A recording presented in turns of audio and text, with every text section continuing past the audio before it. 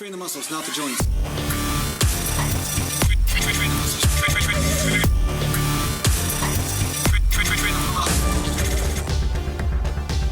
Sometimes I go super light on the warm-ups, like right now, like 40 pounders on the incline. There's nothing wrong with that. Sometimes you just got to get yourself into the workout, and sometimes it takes a little bit of doing to do that. You know what I'm saying? So because I'm always posting, always on the phone, always on the camera, always editing at the computer, you know, sometimes I'm in that world doing that. So it takes me a bit to get back into the physical world. And yeah, that's what sometimes the warm-ups can help you with. But I did some chest just yesterday, and I did some inclines as well, but I did flat bench mostly, and then I just did a couple sets of inclines to finish it off. But sometimes what I'll do is I'll train a body part 2 days in a row, and as long as I'm not going too intensely, I find it works better than just doing one super intense workout and taking time off. So this is why I always say don't be too fanatical about what you're doing, because there's a bunch of different things that work. That's really what I'm saying. A bunch of different things that work, and you want to use as many of these different principles and learn when to appropriate them, I guess. That's the point. You can't mix them all together all the time, right? But sometimes if I do moderate weight, let's just say higher repetitions, around 20 reps or something like that for bench press, and then I'm doing around 15 or so repetitions for incline, but I'm only doing a set or two. Sometimes if I do a chest exercise the next day, I can feel like an even better pump and better mind-muscle connection and a great overall well-being from it. This might not work for every muscle group, but some muscle groups you'll find that it actually works really well. So that's another thing you have to do. Like if I do if I do leg training, sometimes 2 days in a row will crucify me. And then some days, if I'm not too sore, it works great. Depending on the muscle group that you're working, right? If it's a dominant quad type exercise, like say I'm doing leg presses, and then I do some lunges the next day, I find that because they work a lot of different muscle groups, like they put the stress mostly on different muscle groups, meaning like on leg press, I get more tight in the quads. Whereas if I'm doing lunges or something, I'll probably get a lot more hamstring and ass integration, I find that I could do those exercises 2 days in a row, even though they're classified as leg exercises, and get away with it quite well. I mean, I'm still sore, and there is some crossover of that, but at the same time, I do find that I can get some benefit from training 2 days in a row, or some overall well-being. So sometimes that will happen. I mean, of course, you've got to lower the volume to compensate for it, but sometimes it just feels right to do little piecemeal workouts, and you get a better overall pump and look, and most importantly, the feeling of well-being, and that's what we're after.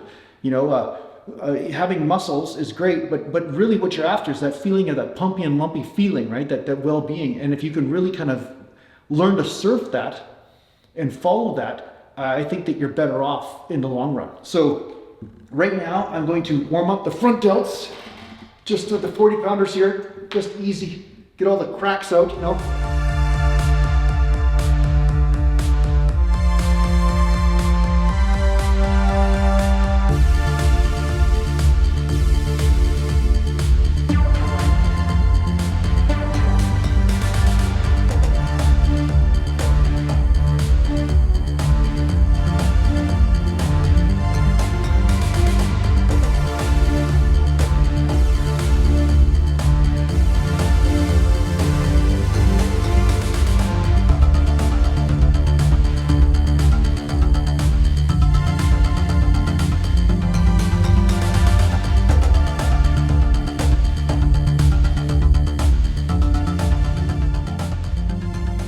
Well, there you go.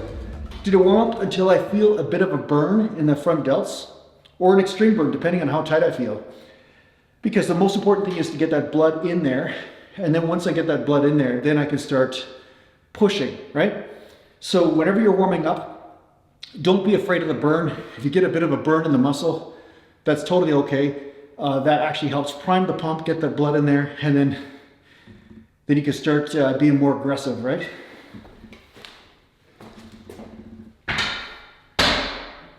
So one thing I'm seeing in the comments from some of you guys, some of you wise ones, I guess, is that some of you have come to the understanding that it's not a problem to enjoy training, or to find a way just to create enjoyable workouts where you get that pumpy and lumpy feeling and that well-being in the body, but you're not basically hell-bent on the crucifixion or the destruction of the body when you show up to the gym, right? I mean, there's going to be days where you have that intensity. There's going to be days where you can push, and that's great. I'm by all means encouraging that to happen when it feels like the natural thing to do so. But you want to surrender that mental obligation, so that way you're always paying attention to what's happening with your actual muscles and in your system, you know, because sometimes pushing just does nothing but to destroy your motivation and basically, you know, cause you to burn out, right? So I think if you can constantly surf these waves of motivation and physical energy and try to do whatever is in your power to create more energy, such as eating properly and sleep and so forth, you're going to notice that there will be this urge to really run, you know, like that dog that left the yard. You know, you see that meme on the internet where, you know, the dog jumps the fence and his ears are straight back and he's like, you know, there's going to be days where you're going to really want to push. And then there's going to be days where you're kind of more almost like an incubation period of time. And those are the days when you see me rep out, or I'm doing more of a, you know, just to feel myself through the process type of experience. And don't underestimate how powerful it is just to feel yourself through the process, just to do the exercises in order to contract the muscles and to get some sort of blood flow happening, because those days, like I've said before, are glorified warm-ups, or you could say also integral to continuing the blood flow and assisting with the recovery of the body. So that way, when you do have the days the energy is there, you're perfectly ready to push the body even harder, and you'll be better able to do so because of the easier days. So it's like a mini type of periodization. Like a lot of people have periodization programs, like they go for 8 weeks or 4 weeks or 12 weeks, like whatever. But what I'm saying is that this can continue and happen in the microcosm, in a smaller way. So throughout the week, where you have more intensity and less intensity type workouts, and through this synergy, you get more results in the long run. Okay, let's do, I'm gonna do 70 pounders, another warm up.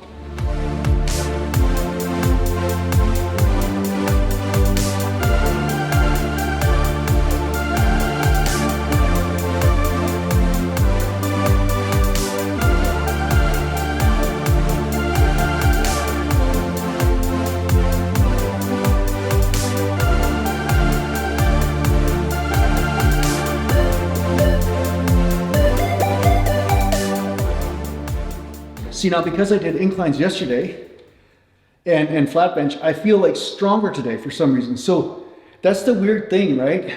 That's why I don't agree fully with the Mike Mentzer sort of system, because sometimes when I train 2 days in a row, I actually perform better and get a better pump. So yeah, it boils down to exercise frequency. Sometimes, you know, being more frequent in your training and with less volume is more effective. And that's one thing I found when I was competing, and I was always doing the 3-day splits and 4-day split type of idea of training. I found that there was some great results from that too. So I think it's a very valid and great way to train, but it wasn't the entire picture. There was other variations that would help address different issues. And now I find that I seem to adapt and work better with a little bit more frequency and less volume, although I do deviate in volume from time to time. Of course, you guys have seen it, where sometimes I'll do 10 sets for a muscle group or something, but most of the time I'm around 3 or 4 sets, and then I move on to another muscle group. But if I feel like super motivated and I've got lots of energy and I'm real pumpy and lumpy, well then, yeah, maybe I'll do a couple extra sets. So again, the intensity can be applied not just in the weight that you use, but also in the amount of volume. You know, so you may have ascending volume and then descending volume, where you do a couple of days where you're doing low volume, and then you do a high volume day. You know, so I understand that a lot of people want to structure this on paper and say, okay, this is how I do it. And I do have workout programs which do structure how I do the majority of my training, but and that's on my website if you want to see it. But the bottom line is that the best thing though is to constantly connect yourself to what your body feels like, and then make adjustments from there, because that's going to be way better, right? It's almost like it gives you an explosive type of result And the reason why is because you're working with resources as they're available. You see how powerful that is? When you're working with resources as they're available, then you can benefit from those resources. And energy in the form of, glycogen, creatine, physical enthusiasm, mental enthusiasm, emotional enthusiasm, like all of that all works together, and that can bring you more results. Because we know, let's just make it simple. If you train without resources, like say you don't have enough food in your system and you train really hard, we all know that you're not going to get the same result. So when you pay attention to how these things are working, you can not only benefit more, but also avoid some costly mistakes. So say you work out and you're under starvation and you don't have enough food, to work out hard then might increase your cortisol levels and just cause more breakdown of the body and not necessarily help you grow, you see? So by being so in tune with yourself, you can get more results than everybody else, even if you're doing a similar program, because you're working hard when the body is allowing you to, instead of trying to overthrow it with your mind and work out. And basically sometimes working out in that way can be to your detriment, because you might be just, beating a dead horse. So that's why a lot of times these workout programs that tell you, take 3 weeks off and just work out one time and, all this kind of stuff, they're all based on you being blind and you being unaware. All these programs are based on your ignorance. Do you understand? So when you have a template that's based on your ignorance, your inability to feel what's here and now, it's going to have its limitations. It will have its gifts, but it will have its limitations. But I say, even with my own programs, I say, always with my own programs, even look at how you can increase your awareness and see what's happening and increase this mind, muscle, and body-mind connection, right? Like bring your awareness into the body to see what's happening, and then be able to see little patterns develop. Learn to understand the sensations, so that way you know how to respond to them. That's the most powerful thing you can do.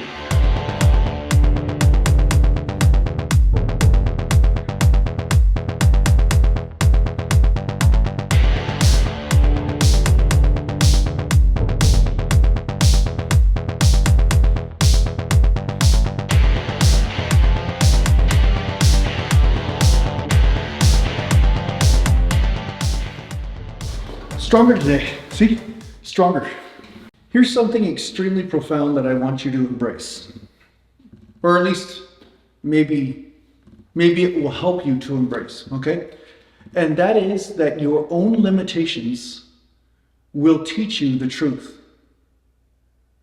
Right? They'll teach you the truth by corralling you or herding you, right?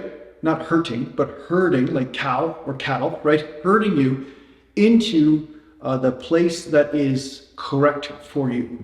So sometimes your limitations are actually just truth, and basically your ability to accept that truth is going to help your evolution and help you get more results. Like a lot of people say, Jason, you've been the only guy talking about, partial range of motion or finding the right range of motion.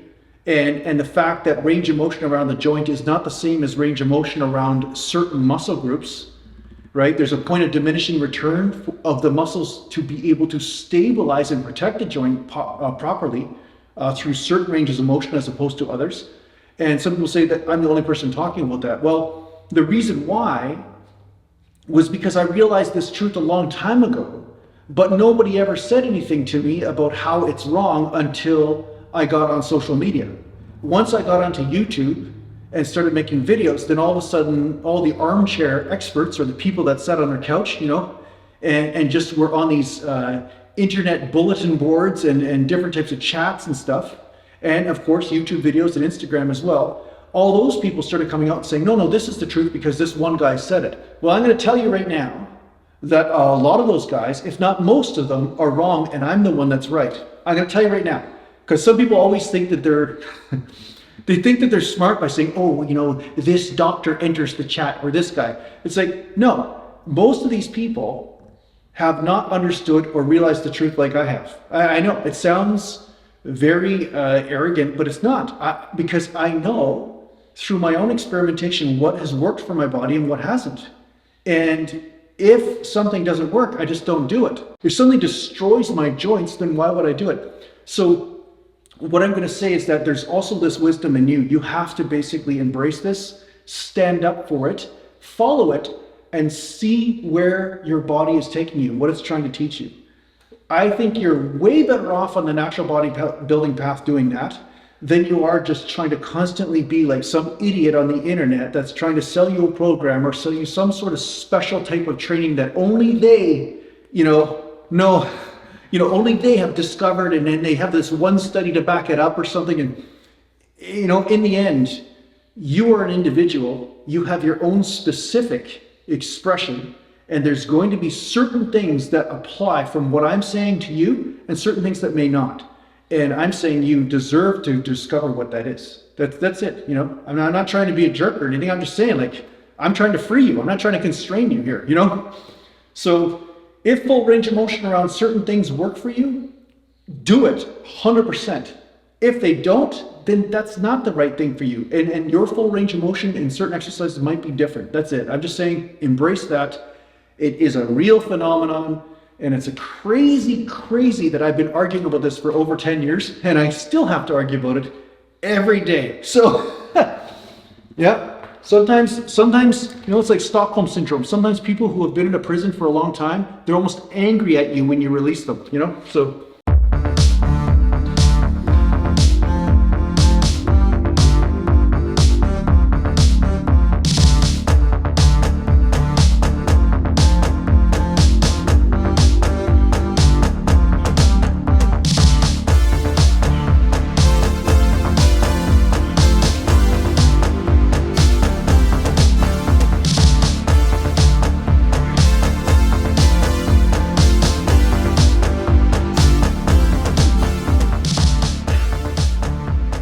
So one thing that I learned, during the first, let's just say, few years of my natural bodybuilding career when I was competing, is that there's a few different types of stimulation. And one of the types of stimulation is intensity, right? Where you're super intense on the muscle and you're just, blasting it and trying to destroy it in whatever way you can, with lots of reps or super heavy weight. That's also a way of using intensity. And it's technically, the term intensity has to do with what percentage of your 1 rep max are you using. But I'm also talking about intensity as far as effort when it comes down to how deep into failure do you take a muscle. So that's definitely a relevant way of stimulating muscle growth, right? And I would say it's very important. But the most underestimated form of stimulating muscle growth is the immersion method, which I've talked about before. But the immersion method has to do with constantly meeting certain types of stress in small little increments so that the body acclimates to it. And through the blending of these two forms of stimulation, you get better overall muscle growth and stimulation, right? That's what I found, better results. Because you can't be super intense every day. Sometimes the resources aren't there. But you can still meet the weights and still say, hey, you still got to be strong, or still got to be active today. You still got to be resilient, right? You're telling the muscles this, but you're not, taking them into a place of danger or overstress, which I talked about before, because there's no point in doing that. But I find because people are so polarized, where it's black or white, they forget the middle ground a little bit sometimes, where just a tiny bit of stress can still assist the body in better recovery as well as better overall growth and stimulation and strength. So that's the thing. So the two main ways, are intensity, beat the shit out of the muscle, and then immersion, just immersing the body into subtle stimulation, subtle stress. And that's where frequency training comes in with less volume and so forth, right? So yeah, just remember, it's not always about just killing the muscle or killing it all the time. Sometimes it is about just going through the motions with medium to lighter weights and basically just calibrating the body to this, right?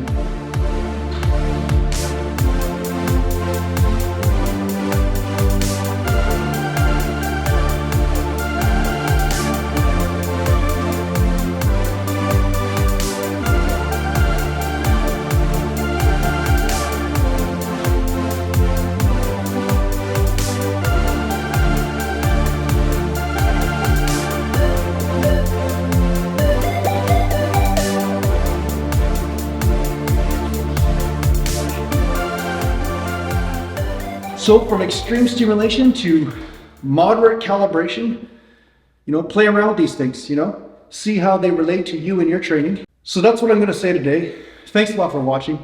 If you need to get a hold of me, just go to naturalgallantbodybuilding.com, and thanks to the Patreon supporters, and take care for now. Mojo.